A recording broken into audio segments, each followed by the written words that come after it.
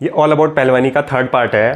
Second part में हमने discuss किया था कि डाइट और एक्सरसाइज के बारे में, जहाँ पे एक पहलवान से मैंने डिस्कस किया था कि क्या कैसे वो क्यों करते हैं। उससे पहले वाली वीडियो में फर्स्ट पार्ट में हमने डिस्कस किया था कि क्या कल्चर होता है, कैसा मतलब कैसे मतलब वो सब उस चीज़ के बारे में कि मतलब कैसे होता है उनका, मतलब कैसे सीखा उन्होंने, क्या सब वो सब जाना था।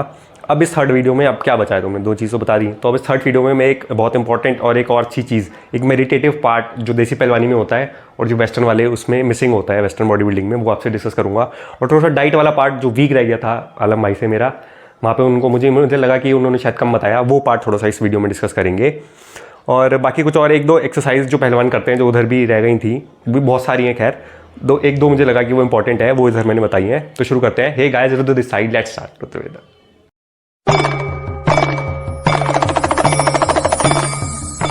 थोड़ा सा मैंने देसी पहलवानी के बारे में और भी सर्च किया, मतलब आलम भाई से मेरे सारे क्वेश्चंस का आंसर नहीं मिला, तो मुझे लगा था कि इसमें और भी कुछ है।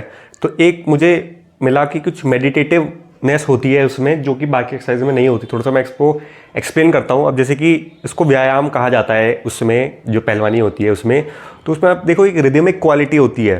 तो जैसे कि आलम भाई ने मुझे बताया था कि हज़ारों की संख्या में रैप्स होते हैं, आप दंड लगा रहे हो, बैठक लगा रहे हो, हज़ारों भी लगा लेते हैं लोग करने में।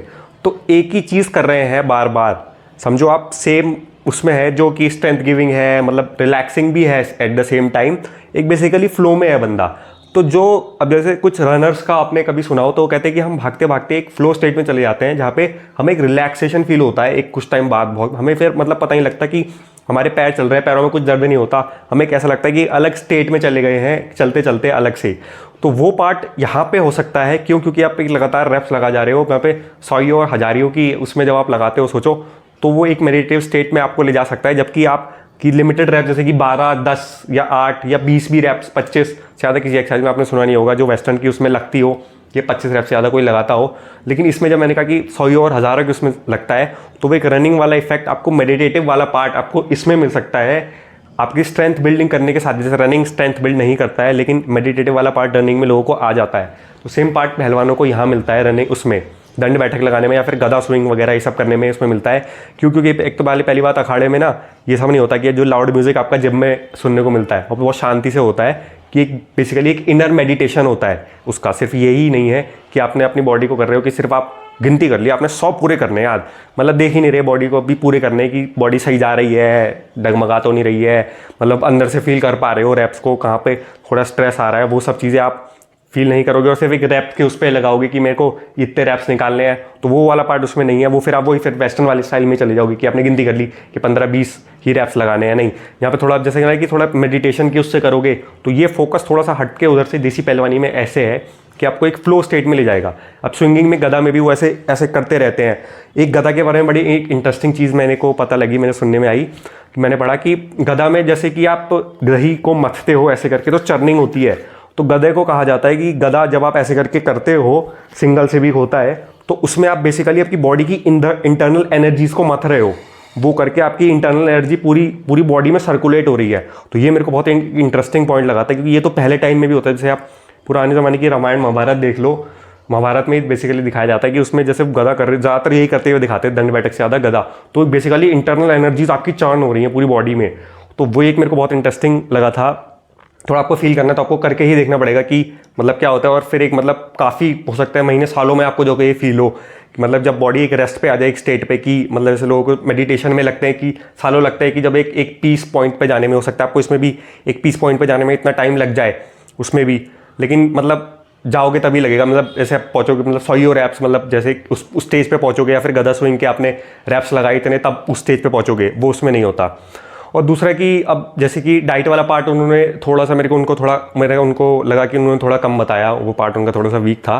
तो डाइट वाले पार्ट में मैं थोड़ा सा बताना चाहूँगा कि जैसे आयुर्वेदिक डाइट उन्होंने कहा कि हाँ आयुर्वेद इंडिया में है तो उसमें लगता है। तो इंडिया में बेसिकली जब आप एक्सरसाइज कर रहे हो तो क्या पित्त दोष बढ़ रहा है, बॉडी में गर्मी बढ़ रही है, तो आप उसको बैलेंस करने के लिए ठंडी और न्यूट्रिशियस चीज़ें खाओगे।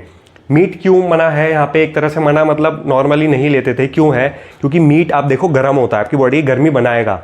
इंडिया एक गर्म देश है ऑलरेडी, और लेकिन दूध और घी ये सब ठंडी चीज़ें होती हैं, आपकी बॉडी को अंदर से काम करते हैं। अब आप सोचो कि आप कर रहे हो, आप गर्मी बढ़ा रहे हो, फिर आप खाने से भी गर्मी बढ़ाए जा रहे हो अपनी बॉडी की, तो गर्मी बहुत ज़्यादा बढ़ जाएगी, आपकी बॉडी इम्बैलेंस हो जाएगी बहुत ज़्यादा। वो कहीं ना कहीं आपको किसी न किसी पे गुस्सा हो सकता है।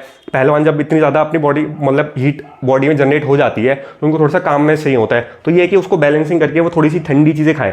उनको प्रोटीन तो जैसे कि चाहिए ही, तो प्रोटीन जैसे दूध से या फिर इस टाइप की चीज़ों से ले, लस्सी वगैरह से, ना कि मतलब इससे ज़्यादा मीट वगैरह इन सब चीज़ों से कि वो और ज़्यादा गर्मी बढ़ाए बहुत ज़्यादा। कि ठंड के उसमें तो ली जा सकती है, ठंडे देश में वगैरह उनके लिए अच्छा है, अब हमारे लिए ये चीज़ अच्छी नहीं है। तो ये मेरे को पॉइंट थोड़ा सा रिलेटेबल लगा कि इंडिया में क्यों एकदम से मीट को भी ऐसे मना कर जाता है। रिलीजियस पॉइंट अगर छोड़ दे, दूसरा पॉइंट आपके बॉडी एनर्जीज और गर्मी और इस सब चीज़ों को देखें तो ये एक बहुत अच्छा सेंस बनाता है यहाँ पे कि आपको गर्म चीज़ यहाँ पे थोड़ी सी कंट्रोल करनी चाहिए, क्योंकि आपकी बॉडी ऑलरेडी मतलब गर्मी आप दिन भर में बना रहे हो, थोड़ा सा वो वाला पार्ट यहाँ पे आ जाता है। तो मीट का इसका आप थोड़ा सा ऐसे देख सकते हो। और मतलब जैसे बादाम भी जैसे भिगो के ही खाए जाते हैं तो उनकी गर्मी और खुश्कपन वहाँ पे ख़त्म हो जाता है, तो वो भी ठंडे में ही यहाँ पे आ गए एक तरह से, मैं ऐसे कहूँगा। और दूसरी बात, सिर्फ डाइट यही नहीं होती कि आपने क्या खाया, आपकी जो आप एयर ब्रीथ कर रहे हो, आयुर्वेद में ये कहा जाता है, वो भी एक डाइट है। जिस लोगों से आप बात कर रहे हो, जैसे मेरे को सुन रहे हो, ये भी एक कुछ कंज्यूम कर रहे हो आप, ये भी एक डाइट है। ये किस टाइप की है, आपको इस पर टाइम देना भी चाहिए। और कोई वीडियोस देख रहे हो, उन पे टाइम देना भी चाहिए। वो क्या आपकी उसकी है, ये सब आप कंज्यूम कर रहे हो, ये कहीं ना कहीं आपकी बॉडी को कंज्यूम करनी पड़ेगी, जो भी आप सुन रहे हो, बातें कर रहे हो। तो मतलब ये नहीं आपके से स्ट्रेस लेवल हो गए, इमोशंस हो गए, वो सब कुछ आप बॉडी, सब कुछ आपको ये बॉडी को हजम करना पड़ता है, सब कुछ इसमें ही आता है। मतलब अच्छी कंपनी है आपके पास, दिन भर अच्छे लोग के साथ रहते हो, तो उनकी कंपनीज में रहते हो, तो वो पार्ट भी आपके उसमें आता है। ज़रा एक स्ट्रेसफुल डे बिता के देखो, थकान हो जाएगी पूरे दिन में ही, जबकि लगोगे पूरे दिन बैठा ही था, मैंने कुछ किया ही नहीं, तो वो कहाँ से आता है। तो ये सब डाइट है। आपको लगता है कि डाइट नहीं है, सब डाइट है। और मतलब अपने दोस्त के हिसाब से खाना होता है, ये सब तो मैं आपको बताता ही हूँ, वो सब मैं इसमें बिना फालतू में लंबा नहीं करूँगा। तो आप इस पार्ट को थोड़ा सा यहाँ से समझ लो, वो पार्ट वहाँ पे वीक रह गया था। और बस बेसिकली यही था कि मेरे को एक मेडिटेशन वाला पार्ट अच्छा लगा था, और एक गधा चढ़ने वाला तो बहुत ही अच्छा पार्ट लगा था। और तीसरा ये थोड़ा डाइट वाला मैंने आपको एक्सप्लेन कर दिया। थोड़ी सी एक दो एक्सरसाइजेज मुझे और पता लगी कि जो मतलब पहलवान पहले वाले करते थे। एक तो था सूर्य नमस्कार। सूर्य नमस्कार कहा जाता है कि हनुमान जी ने अपने गुरु, उनके गुरु थे सूर्यदेव, उनके लिए ही बनाया था सूर्य नमस्कार, जिसका फ़ायदा प्राणायाम, मतलब सबका मिला के अगर आपको फ़ायदा चाहिए, आपकी बॉडी पे फ़ायदा चाहिए, आपकी ब्रीदिंग भी अच्छी हो जाए, मतलब सारे बेनिफिट्स, मतलब उसके जैसे प्राणायाम के, आपके योग के सारे बेनिफिट्स आपको चाहिए, सिर्फ एक अकेला सूर्य नमस्कार ही काफ़ी है। तो सूर्य नमस्कार फ्लेक्सिबिलिटी पार्ट भी देगा आपको, और मतलब एक बॉडी आपकी मतलब सुंदर सी बॉडी बनाता है, कहते हैं जब आप करते हो उसमें। तो वो सूर्य नमस्कार ये लोग करते थे, पहलवान वाले बहुत ज़्यादा नहीं करते थे, लेकिन ये उनके उसमें होता था। और एक दूसरा बात, शीर्षासन। शीर्षासन में क्या होता है कि आप हेड के बल स्ट्रेट खड़े हो जाते हो, बिल्कुल बिना किसी सपोर्ट के, हेड के बल, उस पर हाथ ऐसे नीचे वो क्रॉस करके। तो उसमें क्या होता है कि जो आपकी जो नीचे की एनर्जीज होती हैं, जब आप बिल्कुल ग्रेविटी की तरफ जाते हो तो वो आपकी ऊपर की तरफ, सर की तरफ आती हैं। एक वो वाला पार्ट भी ये उसमें उसके लिए अच्छा था, मतलब पहलवानों के लिए अच्छा होता है, क्योंकि वो एक तरह से ब्रह्मचर्य का पालन करते हैं वहाँ पे। तो उनके लिए अच्छा है कि उनकी एनर्जीज उनके सर की तरफ जाएँ और पूरी बॉडी में ऐसे सर्कुलेट करके उनको वो बनाए। तो एक ये वाला थोड़ा सा पॉइंट मैं इधर से डालना चाह रहा था आपका एक्सरसाइज का, ये दो पॉइंट।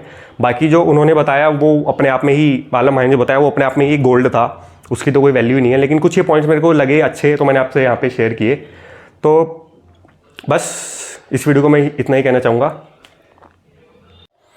फाइनली ये 3 पार्ट सीरीज़ जिसमें ऑल अबाउट देसी पहलवानी की अब यहाँ पे फिनिश हो गई है। इसमें मैंने आपको सब कुछ बता दिया, जितना मैंने सीखा समझा, थोड़ा सा अप्लाई भी किया था वो भी बता दिया।